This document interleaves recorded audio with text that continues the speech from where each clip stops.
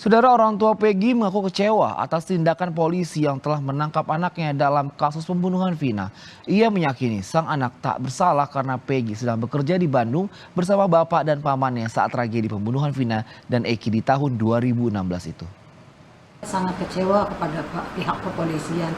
Itu kan yang di DPO namanya Egi, bukan Peggy. Kenapa yang ditangkap anak saya yang namanya Peggy Setiawan, sedangkan Peggy Setiawan tidak tahu kejadian itu. Tapi tetap bersekekeh polisi memutuskan Peggy yang melakukan kesalahan itu. Saya hanya yakin kalau anak saya itu tidak bersalah.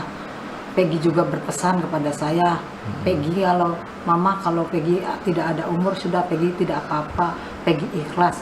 Peggy jadi tumbal orang yang berada. Peggy ikhlas mama kalau Peggy nggak ada umur, Peggy minta maaf. Itu cuma pesan Peggy, begitu aja. Ibu masih ingat pada saat 27 Agustus 2016 Peggy tidak ada di Cirebon? Iya, Peggy sedang bekerja di Bandung. Sudah berapa lama tinggal di Bandung? Sudah 3 bulan dia bekerja di Bandung.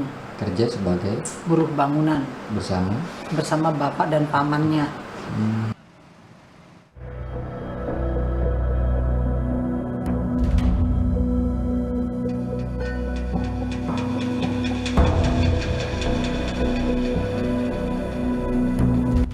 Sehari setelah ditangkap, Polda Jawa Barat menyebut Peggy alias Peron diduga sebagai otak dari aksi pembunuhan Vina dan Eki di Cirebon 8 tahun silam. Melalui pesan tertulis, Kabid Humas Polda Jabar, Kombes Jules Abraham Abbas, mengatakan tersangka PS atau Peggy Setiawan diduga sebagai otak kasus pembunuhan disertai pemerkosaan yang terjadi 8 tahun silam. Setelah menangkap Peggy, polisi kini fokus mengejar 2 DPO lain, yaitu Dani dan Andi. Pengejaran 2 DPO ini berdasarkan pemeriksaan keterangan Peggy, pemeriksaan saksi, termasuk pelaku lainnya. Tentu ada keterangan saksi, ada keterangan tersangka yang akan kita lakukan pendalaman saat ini juga. Kemudian ada keterangan ahli, ada surat, ada petunjuk. Inilah upaya yang harus kami penuhi dalam proses penyidikan, sehingga kita telah melakukan langkah-langkah, termasuk sejak kemarin juga kita melakukan pemeriksaan ya terhadap terpidana yang saat ini berada di lapas. Sudah kita lakukan pemeriksaan. Soal 2 DPO yang masih dicari, kuasa hukum keluarga Vina angkat bicara.